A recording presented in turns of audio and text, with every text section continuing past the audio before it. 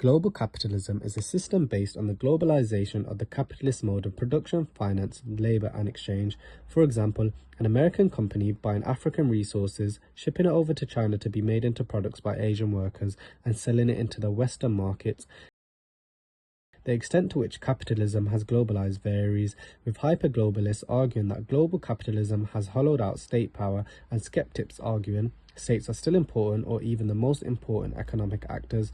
Finally, transformationalists argue that state power and role has changed but not become irrelevant.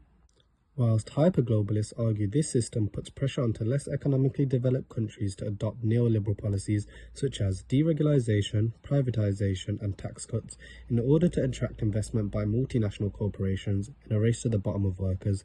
This can affect women in particular, since the industries that less economically developed countries are dependent on directly target women, such as the garment industry. However, the growth of these industries being brought into the global south has helped women in some ways. The growing demand for workers has allowed more women to gain employment. This provides women with more fiscal independence from male partners, which can act as a stepping stone for greater social equality. But under a system of global capitalism, firms seek to maximize profit by either increasing revenue or by minimizing costs. To do this, they will often pay their female workers very little and cut back on safety conditions in the workplace.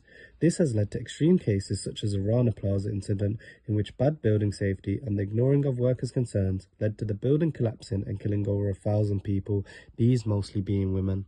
An incident as such has led to some improvement for female workers. For example, following the Rana Plaza incident, various global brands and unions met to sign the Bangladesh Accords. These aim to improve worker safety by introducing committees and complaint channels for workers. However, it did not improve pay or hours. Overall, global capitalism has helped women in less economically developed countries to a minor extent in the form of greater financial independence from male partners. However, it has come at the cost of little pay, long hours, and harsh treatment.